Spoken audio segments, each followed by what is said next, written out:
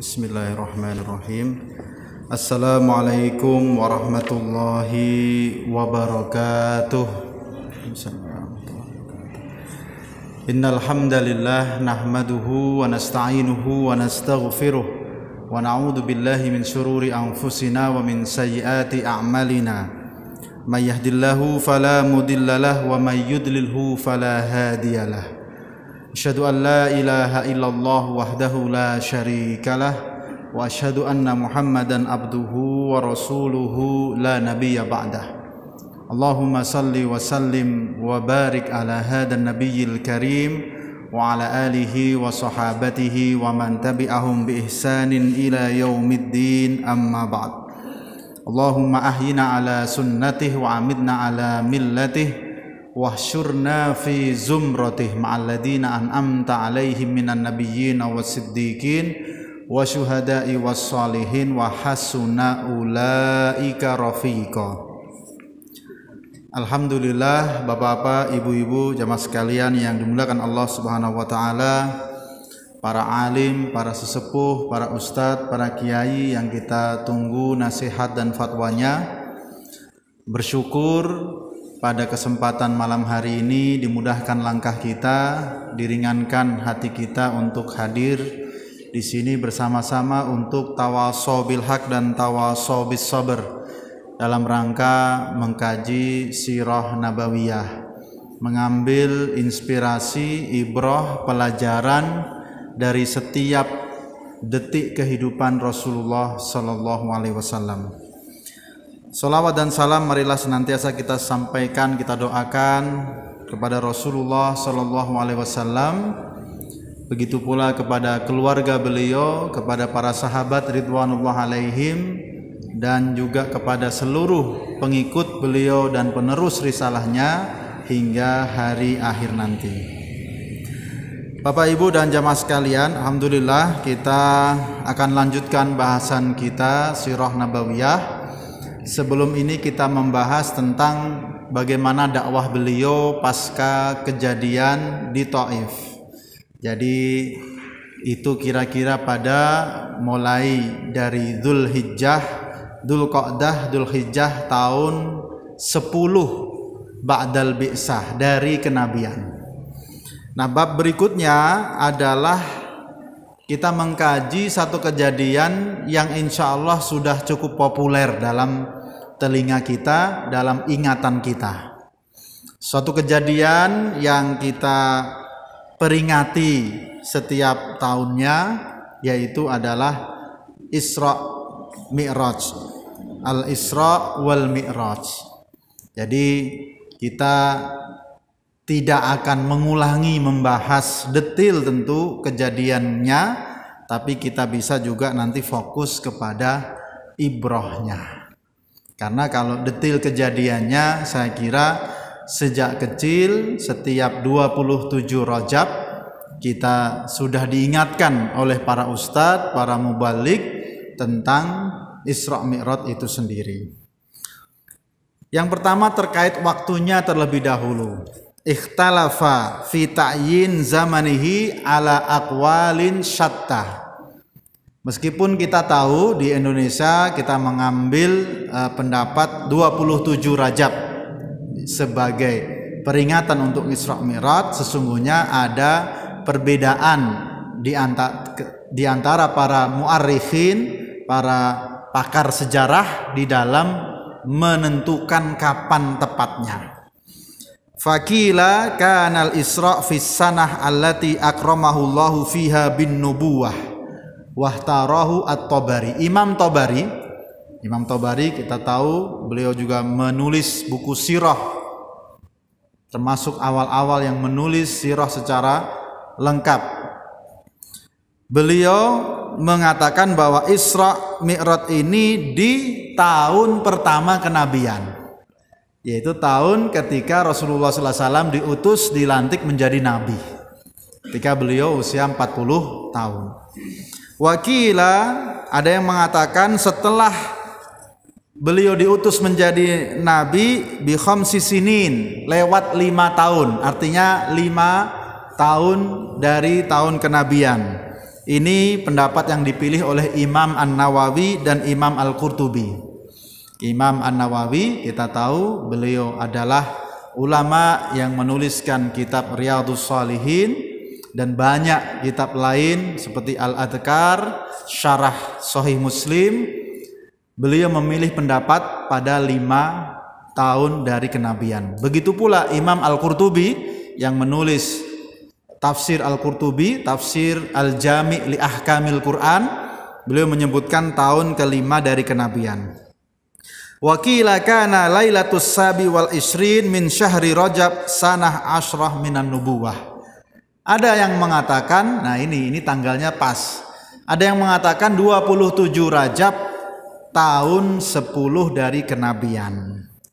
Nah, pendapat 1 dan 2, 3 ini oleh Syekh Shafiyur Rahman Al-Mubarakfuri itu dikatakan pendapat ini tidak tepat. Karena apa? Karena diketahui bahwa peristiwa Isra Mi'raj itu terjadi setelah wafatnya Ibunda Khadijah. Sementara wafatnya Ibunda Khadijah itu jelas diketahui Ramadan sanah asrah minan nubuwah. Bulan Ramadan tahun 10 dari kenabian. Dan juga pada waktu itu wa kanat wafatuha qabla an tufrada as-shalawatul al-khams. Dan wafatnya Ibunda Khadijah itu sebelum diwajibkan sholat 5 waktu. Berarti wafatnya sebelum peristiwa Isra Mi'raj. Sementara tadi beliau wafat Rajab tahun 10 kenabian. Sehingga Ramadan. Kalau ada yang mengatakan terjadi 27 Rajab tahun 10 sebenarnya mepet ya. Agak mepet, tapi tetap saja duluan Rajab. Dan pendapat-pendapat lain mengatakan terjadi pada tahun 12 dari kenabian, bahkan tahun 13 dari kenabian, yaitu sekitar sebelum peristiwa hijrah setahun, atau ada yang mengatakan sebelum peristiwa hijrah setahun lebih 2 bulan. Nah, tentu saja kita tidak perlu memperdebatkan secara khusus tentang kapan waktunya, tanggalnya, di mana para ulama kita Imam An-Nawawi, Imam At-Tabari saja berbeda pendapat, tetapi kita lebih mengambil kepada ibrahnya.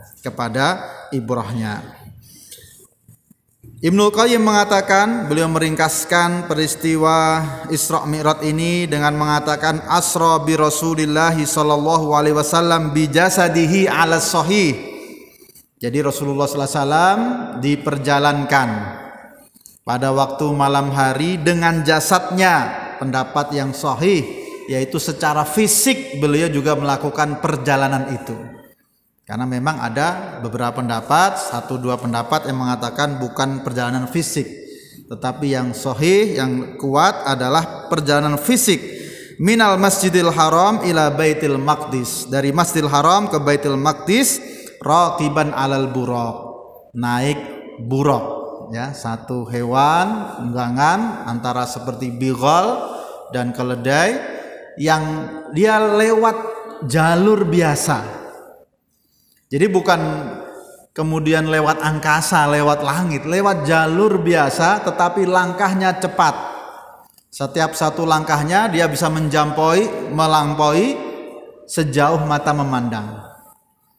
Hal ini dibuktikan dengan riwayat bahwa Rasulullah Shallallahu Alaihi Wasallam itu ketika berangkat maupun pulang itu melewati rombongan dagang, melewati al-air, melewati rombongan dagang, bahkan bertemu mereka, kemudian turut mencarikan onta mereka yang hilang dan ketemu, pulang pergi ketemu. Dan itu menjadi salah satu bukti sebenarnya betapa perjalanan itu perjalanan yang nyata, tetapi tetap saja didustakan oleh kaum musyrik Quraisy.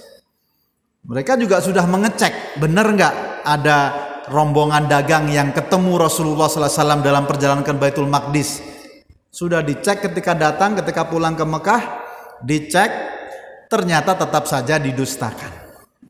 Jadi sebenarnya buktinya sudah banyak, tetapi tetap saja mereka mendustakan. Kemudian kita tahu bahwa dari suhbatu Jibril alaihi wassalatu wassalam, ditemani oleh malaikat Jibril, fanazala hunak, kemudian di di Baitul Maqdis atau Masjidil Aqsa, wa shalla bil anbiya imaman. Beliau salat menjadi imam para nabi. Kemudian setelah itu buruknya diikat di masjid, dan kemudian beliau ditemani Jibril naik ilas sama'id dunya. Nah, kemudian kita tahu bagaimana kisah berikutnya di tingkatan yang pertama, fara'a hunalika Adam abal bashar fasallama alaihi farahaba bihi wa radda alaihi salam. Tingkatan yang pertama bertemu dengan Nabi Adam alaihissalam, kemudian memberikan salam, disambut dengan baik dan dibalas salamnya, dan menguatkan wa aqarra, menyaksikan, menguatkan kenabian Rasulullah sallallahu alaihi wasallam. Kemudian juga setelah itu masuk ke tingkatan yang kedua, ilas sama'is saniyah. Di sana bertemu fara'a fiha Yahya bin Zakaria wa Isa bin Maryam, falaqiyahuma salam alaihima faradda alaihi wa rahaba bihi wa aqarra binubuwati. Sama juga di langit tingkatan kedua, bertemu dengan Nabi Yahya dan juga Nabi Isa, kemudian diberikan salam dan mereka berdua membalas dan menyambut Rasulullah SAW dan menguatkan, menetapkan kenabian beliau. Kemudian langit ketiga bertemu dengan fara'a fiha Yusuf, bertemu dengan Nabi Yusuf dan juga melakukan hal yang sama. Langit yang keempat bertemu dengan Nabi Idris, kemudian langit yang kelima bertemu dengan Nabi Harun, dan langit yang keenam bertemu falakiya fiha Musa, Nabi Musa. Nah, kemudian setelah Nabi Musa, setelah akan melewati Nabi Musa baka Musa, menangis, sehingga dikatakan mayubkika, apa yang membuatmu menangis? Abki li anna gulaman bu'isa min ba'di yadkhulul jannah min ummatihi aksaru mimma yadkhuluha min ummati. Aku menangis karena ada seorang anak muda setelahku, yaitu Nabi muda Rasulullah sallallahu alaihi wasallam, yang umatnya masuk surga lebih banyak daripada umatku. Jadi ini menunjukkan juga bagi kita adalah bagaimana para nabi. Nabi Musa saja memikirkan umatnya. Begitu pula Rasulullah sallallahu alaihi wasallam sampai akhir hidupnya, yang diingat adalah kita umatnya. Jadi sedih, menangis karena dari umatnya yang masuk surga lebih sedikit daripada umat Rasulullah sallallahu alaihi wasallam yang datang belakangan. Itu kita mengambil ibrah bagaimana para anbiya memikirkan kita umatnya. Bersedih dengan sesuatu yang menjadikan tentu salah satu misi utama menyelamatkan umatnya sebanyak-banyaknya. Bersedih ketika ada yang lebih muda ya setelah beliau, yaitu Rasulullah sallallahu alaihi wasallam, ternyata umatnya masuk lebih banyak dari umat Nabi Musa. Kemudian sampai ke langit ketujuh, bertemu dengan Nabi Ibrahim alaihissalam, memberikan salam dan kemudian juga disambut. Dan kita tahu summa rafa ila sidratil muntaha, kemudian sampai ke sidratul muntaha dan menerima perintah sholat, yang tentu pada awalnya ketika menerima perintah sholat itu berupa khamsina sholat, 50 waktu sholat. Ketika turun sampai kepada langit di mana ada Nabi Musa kemudian mengatakan, bima amaraka rabbuka, apa yang diperintahkan Tuhanmu kepadamu, bi khamsina shalah, yaitu kewajiban salat 5 waktu. Mohon maaf, 50 waktu. Maka kemudian Nabi Musa mengatakan, inna ummataka la tutiku dalik, irji ila rabbika fas'alhu at-tahfif li ummatika. Sesungguhnya umatku gak akan kuat kalau 50 waktu itu, gak akan kuat.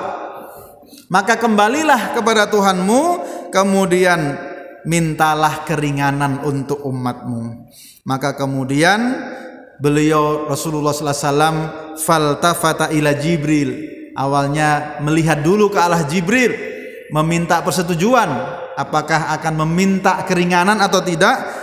Maka Jibril juga gak apa-apa, silahkan kalau engkau berkehendak. Akhirnya kemudian meminta keringanan, dan awalnya dikurangi 10. Dan ketika Nabi Musa mendengar masih senantiasa mengatakan inna ummataka la tutiku dalik, umatmu tidak akan kuat dengan jumlah sebanyak itu. Bahkan terus demikian bolak-balik sampai akhirnya sampai ke 5 waktu sholat. Itu pun Nabi Musa masih mengatakan umatmu tidak akan mampu dan tidak akan kuat dengan 5 waktu itu.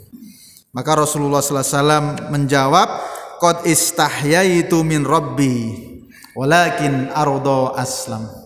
Aku malu, sudah sangat malu kepada Tuhanku. Aku ridho dengan 5 waktu sholat itu, dan aku aslam, aku tunduk pasrah dengan hal itu.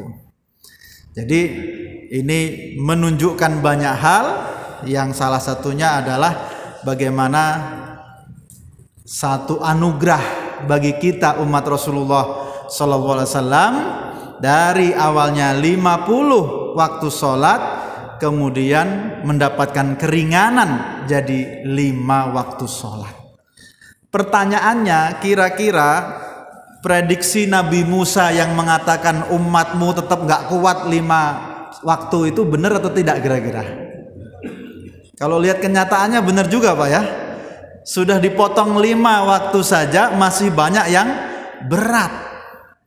Masih banyak yang berat, masih banyak yang bolong-bolong, masih banyak yang mungkin sholat tetapi cepat-cepat tidak khusyuk, hanya menggugurkan kewajiban saja.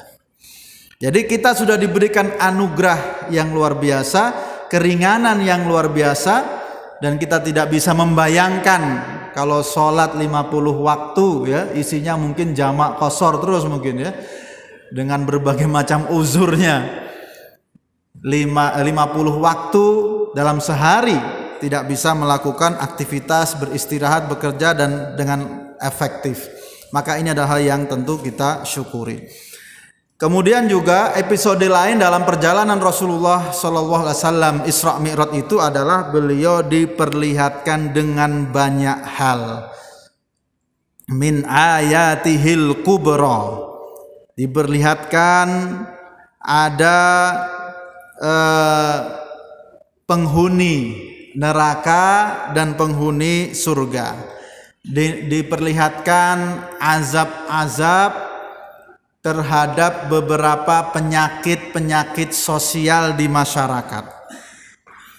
Dan sebelum itu beliau ditawarkan, diberikan pilihan antara 2 minuman, al-laban wal khamr, fahtara al-laban, antara khamr yaitu minuman yang memabukkan dengan air susu. Kemudian beliau memilih air susu, maka dikatakan engkau telah asabtal fitrah, mendapatkan yang fitrah. Amma innaka law akhadtal khamr ghawat ummatuka. Seandainya engkau memilih khamr ya Rasulullah, maka umatmu akan tersesat, dol. Ghawat ay dolat. Maka ini juga satu hal yang kita bersyukur di dalamnya. Kemudian di sana beliau melihat orang-orang aklatu amwalal yatama zulman, orang-orang yang memakan harta anak yatim secara zalim, yaitu dikatakan mulut mereka di neraka nanti bentuknya menjadi besar sekali seperti mulut onta. Kemudian memasukkan dari mulut itu dimasukkan qita'an minan nar, yaitu potongan-potongan dari api neraka, sampai kemudian tembus sampai keluar melalui dubur mereka. Itu gambaran tentang bagaimana mereka yang mengambil harta anak yatim dengan kezaliman. Kemudian juga wara'a aklatur riba, Rasulullah juga diperlihatkan dengan para pemakan riba, digambarkan dengan perutnya besar sekali sampai mereka tidak bisa beranjak dari tempatnya karena saking besarnya perut mereka karena memakan riba itu sendiri. Kemudian Rasulullah SAW juga melewati bagaimana keluarga Fir'aun yang zalim disiksa di neraka, dan juga melihat para pezina yang diberikan dua hal di hadapan mereka. Yang satu adalah daging segar yang baik, dan yang satu adalah daging yang busuk bernanah, maka mereka memakan daging yang busuk dan bernanah. Kemudian juga gambaran-gambaran yang menjadikan peringatan bagi kita tentang bahwa azab atas perbuatan-perbuatan yang buruk itu adalah nyata adanya. Nah, jamaah sekalian yang dimuliakan Allah Subhanahu wa taala, ketika Rasulullah SAW sampai kembali ke Mekah, falamma asbaha Rasulullah SAW fi qaumihi akhbarahum bima arahu Allahu azza wa jalla min ayatil kubra.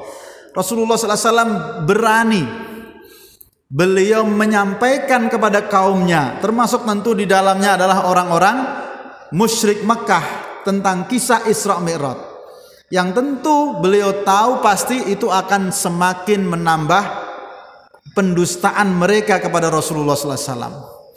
Maka ketika Rasulullah menceritakan kisah itu keesokan harinya, fastadda takdibuhum lahu, semakin kuat mendustakan dan meminta bukti, wasa'aluhu an yasifalahum baital maqdis, kemudian diminta memberikan bukti. Apa itu? Tolong gambarkan, ceritakan bagaimana sih bentuk Baitul Maqdis kalau benar-benar Anda kemarin sudah datang ke sana. Maka Allah Subhanahu wa taala berikan kepada Rasulullah SAW gambaran jelas bagaimana Rasulullah ketika itu malam hari, ya, beliau tidak secara detail melihat Baitul Maqdis, tetapi diberikan pertolongan, langsung diberikan tayangan live bagaimana kondisi Baitul Maqdis, dan beliau bisa menceritakan kepada orang-orang kafir Quraisy secara detail pintu-pintunya, tempat-tempatnya, sehingga bagi mereka orang-orang kafir Quraisy yang pernah ke sana tentu akan meyakini bahwa itu sesuatu yang benar. Tetapi lagi-lagi mereka tidak mendapatkan hidayah untuk itu. Sudah diberikan bukti bagaimana gambaran Baitul Maqdis, tetap tidak beriman. Begitu pula yang tadi ketika Rasulullah mengatakan, tanyalah kepada rombongan kafilah yang akan datang nanti ke sini, tanya, karena bertemu di jalan. Setelah dicek, setelah ditanyakan juga, mereka juga tidak beriman. Padahal benar-benar Rasulullah SAW bertemu dengan mereka dalam perjalanan. Bahkan bukan hanya mereka tidak beriman, tetapi mereka juga mulai menggoyahkan keimanan para sahabat yang lain. Orang-orang muslim yang sudah beriman kemudian didekati oleh orang-orang musyrikin Quraisy itu dengan mengatakan, coba bagaimana, lihat apa yang diucapkan sahabatmu, apa yang diucapkan nabimu, kira-kira benar nggak seperti itu? Apa mungkin melakukan perjalanan dari Baitul Maqdis pulang pergi dari Masjidil Haram ke Baitul Maqdis, pulang pergi dalam satu malam dan sudah pulang kembali? Jadi beberapa sahabat ada yang agak goyah karena diprovokasi oleh orang musyrikin Quraisy. Tetapi tidak Abu Bakar As-Siddiq. Abu Bakar As-Siddiq ketika ada yang mencoba menggoyahkan dengan menceritakan kisah itu kepada Abu Bakar As-Siddiq, Abu Bakar As-Siddiq dengan tenang mengatakan, awaqau qala dalik, apakah benar dia mengatakan hal itu? Iya, dia mengatakan hal itu. Maka kemudian kalau dia mengatakan hal itu, laqad shadaq, kalau benar Muhammad SAW mengatakan hal itu, maka sungguh dia telah benar. Jadi Abu Bakar As-Siddiq kemudian mengatakan, selama ini kami telah beriman dengan yang lebih jauh dari itu, yaitu apa? Adanya Jibril alaihissalam sebagai utusan yang sampai kepada Rasulullah itu kan lebih jauh. Lah kok cuman Masjidil Haram, Masjidil Aqsa? Maka kami percaya dengan hal itu. Maka karena inilah kemudian kita tahu Abu Bakar disebut dengan As-Siddiq, ya, betapa tulusnya dan jujurnya dalam membenarkan Rasulullah sallallahu alaihi wasallam. Jadi termasuk juga bagaimana Rasulullah sudah tahu pasti ini akan menjadi bulan-bulanan. Kalau bahasa sekarang akan dibully pasti. Beliau menceritakan hal ini pasti dibully oleh orang-orang musyrik Quraisy. Tapi ini adalah sesuatu amanah yang harus disampaikan, dikisahkan. Nah, Bapak Ibu dan jamaah sekalian yang dimuliakan Allah Subhanahu wa taala, di dalam peristiwa Isra Mi'raj ini banyak sekali tersebar hikmah dan ibrah yang menginspirasi kita. Salah satunya Dr. Muhammad Ali As-Salabi dalam kitabnya Sirah An-Nabawiyah Durus wal Ibrah itu menyebutkan sampai ada 11 ibrah dari kisah ini. Kita coba bahas sebagiannya. Tapi tidak jauh dari 4 hal. Yang pertama, kisah ini menguatkan tentang bagaimana keutamaan Rasulullah sallallahu alaihi wasallam. Yaitu ini adalah bagaimana riayatullah alaihi. Allah memberikan anugerah kepada Rasulullah, pemeliharaan, penjagaan, yaitu apa? Diberikan tasliyah ba'dal mihnah. Setelah ujian penolakan kaum kafir Quraisy, kemudian ujian penolakan di Taif, bahkan juga ujian dengan wafatnya orang-orang tercinta beliau, yaitu Ibunda Khadijah dan Abu Talib sang paman, maka itu tentu sesuatu yang menyedihkan sampai disebut dengan Amul Husni. Maka kemudian Allah Subhanahu wa taala memberikan anugerah kepada Rasulnya dengan diperjalankan dari Masjidil Haram ke Masjidil Aqsa, kemudian naik ke Sidratul Muntaha untuk menerima perintah sholat. Ini adalah satu penguatan. Kalau bahasa sederhananya, biasanya anak-anak sekolahan habis mumet ujian itu biasanya ada dharma wisata, ya, ada piknik gitu. Ada piknik, jalan-jalan, studi wisata untuk apa? Supaya menjadi lebih semangat lagi, menjadi lebih kuat dan kokoh lagi. Jadi demikian juga Rasulullah sallallahu alaihi wasallam dalam tahun yang berat itu, kemudian Allah memuliakannya dengan diperjalankan ini. Dan kita tahu bagaimana di dalam perjalanan itu diberikan min ayatihil kubra, tanda-tanda kekuasaan Allah Subhanahu wa taala yang tentu menjadikan beliau lebih semangat dan lebih siap lagi dalam berdakwah, khususnya menyambut masa yang berat di Madinah nanti. Menyambut sebelum hijrah, kita tahu nanti pasca hijrah tentu akan lebih berat lagi juga tantangan-tantangannya. Jadi bagaimana beliau dalam berdakwah dikuatkan dengan melihat langsung tanda-tanda kekuasaan Allah Subhanahu wa taala. Ini kalau ilustrasi sederhananya, Pak. Ilustrasi sederhananya seperti kalau kita mau ngajak orang umroh, ya. Mungkin kita jadi salah satu marketingnya biro umroh, kita ngajak orang umroh. Tapi kira-kira kalau kita belum umroh itu ngajaknya mungkin agak-agak beda, Pak, ya. Makanya sama kemudian oleh direkturnya diajak umroh duluan biar ngajaknya semangat gitu. Maka kemudian setelah umroh ngajaknya lebih langsung melihat langsung kan, wah nanti di Ka'bah ada begini. Melihat bagaimana di Safa dan Marwah, melihat langsung itu menjadikan lebih kuat. Nah, itu ilustrasinya, walaupun tidak serta-merta sama, ya, tapi itu bagaimana Rasulullah SAW diperlihatkan dengan tanda-tanda kekuasaan Allah, dan itu menjadi penguat beliau secara ruhiyah untuk melanjutkan dakwah.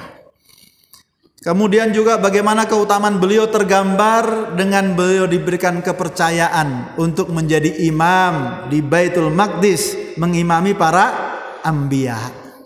Maka sesungguhnya ini juga menunjukkan tentang kesempurnaan dan kebenaran risalah Rasulullah Sallallahu Alaihi Wasallam menutup risalah-risalah para nabi yang lain.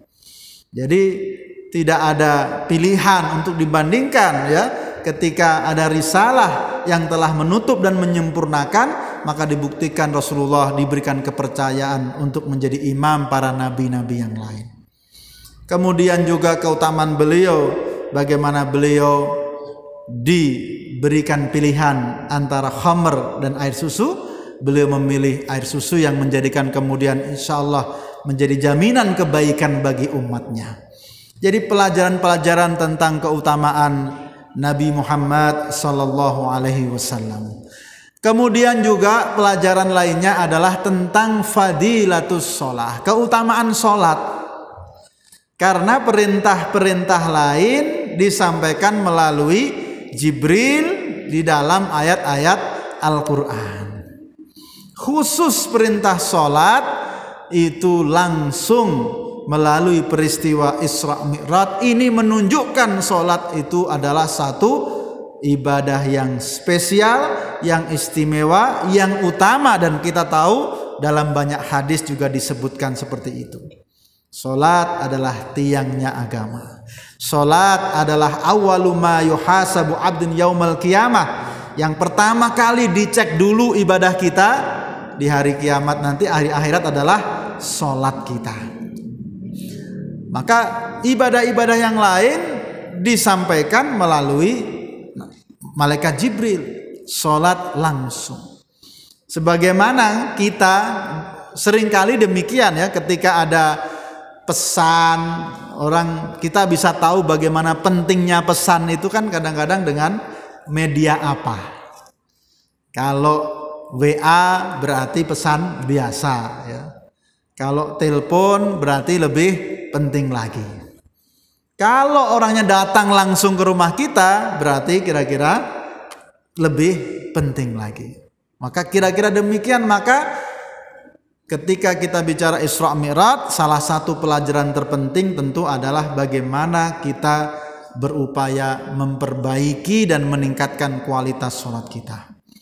Yang sudah tadi didiskon besar-besaran, dari 50 waktu menjadi 5 waktu, jangan sampai yang 5 waktu ini pun tidak optimal kita kerjakan. Jangan sampai yang 5 waktu ini justru malah membuat fawailul lil musalli. Na'udzubillah.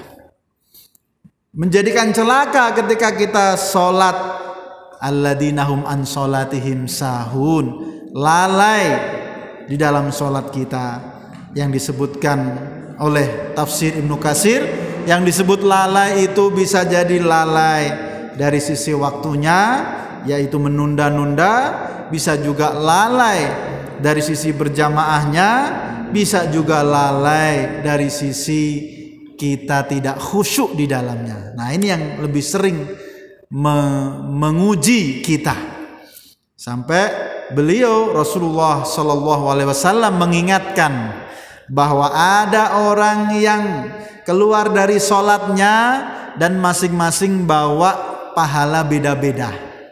Ada yang bawa setengahnya, ada yang bawa sepertiganya, ada yang bawa seperempatnya, seperlimanya, seperenamnya, seterusnya sampai sepersepuluhnya. Maksudnya apa? Membawa pahala yang tersisa. Maka kalau kita 5 kali, kira-kira tentu kita harus mengupayakan supaya apa? Supaya kita memborong pahalanya utuh dalam sholat kita. Amin Allahumma amin. Jangan sampai sholatnya sudah bareng-bareng, ketika pulang, ketika keluar dari masjid, ternyata masing-masing membawa pahala yang berbeda karena tingkatan kehusyukan yang berbeda-beda. Maka benar di dalam sholat itu kita sering diingatkan, di dalam sholat ada wudunya. Dalam wudu kita diajarkan untuk menyiapkan kehusyukan. Ketika melangkah menuju masjid juga kita diminta alaikum bil wiqar was sakinah. dengan tenang, tidak boleh cepat-cepat. Itu semua dalam rangka menjaga kualitas kekhusyukan sholat kita. Kemudian Bapak Ibu dan jamaah sekalian yang dimuliakan Allah Subhanahu wa taala, dari kisah ini juga kita melihat tentang keutamaan Abu Bakar As-Siddiq. Bagaimana Abu Bakar As-Siddiq itu langsung percaya 100% tanpa ada ragu dengan Rasulullah. Beliau diuji oleh orang-orang musyrik Quraisy, diberikan keraguan-raguan, tapi beliau langsung mengatakan, sungguh dia telah benar. Keimanan inilah yang kita impikan, keimanan tanpa keraguan. Maka kemudian kita tahu bagaimana Abu Bakar As-Siddiq senantiasa melampaui sahabat-sahabat lain. Karena apa? Keimanannya saja sudah kokoh.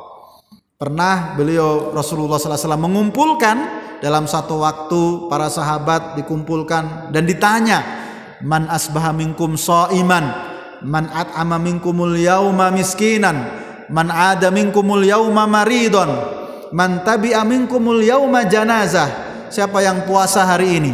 Siapa yang sudah memberi makan orang miskin? Siapa yang sudah menjenguk orang sakit? Dan siapa yang sudah mengantarkan jenazah? Itu di pagi hari ditanyakan oleh Rasulullah SAW kepada para sahabat. Yang lainnya diam. Abu Bakar As-Siddiq mengatakan, saya ya Rasulullah. Artinya beliau sudah melakukan itu semua di saat para sahabat belum melakukan. Maka ini salah satu bukti keimanan yang kuat menjadikan amal yang hebat. Maka kemudian Rasulullah mengatakan, ketika itu ada pada diri seseorang, wajib baginya surga. Dan yang terakhir Bapak Ibu sekalian, bahwa peristiwa Isra Mi'raj ini adalah peristiwa yang menguatkan ingatan kita bahwasanya ada keutamaan pada Masjidil Aqsa. Disebutkan ya, minal Masjidil Haram ilal Masjidil Aqsa alladzi barakna haulahu. Maka sesungguhnya setiap 27 Rajab ketika kita memperingati Isra Mi'raj, kita juga harus mengingat Masjidil Aqsa. Karena termasuk masjid yang utama, masjid yang dimuliakan, masjid yang kita dikatakan bisa mempersiapkan perjalanan untuk berziarah mengunjunginya. Masjid yang sholat di dalamnya lebih baik 500 kali lipat daripada sholat di masjid yang lainnya, kecuali tentu Masjidil Haram dan Masjid Nabawi. Maka kita perlu mengingat bagaimana keutamaan Masjidil Aqsa, termasuk kalau hari-hari ini Masjidil Aqsa masih dalam cengkeraman penjajah, kita harus tidak melupakannya dan senantiasa berdoa dan berharap semoga Allah Subhanahu wa taala memberikan kemenangan, kemerdekaan kepada saudara-saudara kita di Palestina. Demikian, mohon maaf atas segala kesalahan dan kekurangan. Aqulu qauli hadza wa astaghfirullahi li wa lakum innahu huwal ghafurur rahim. Wassalamualaikum warahmatullahi wabarakatuh.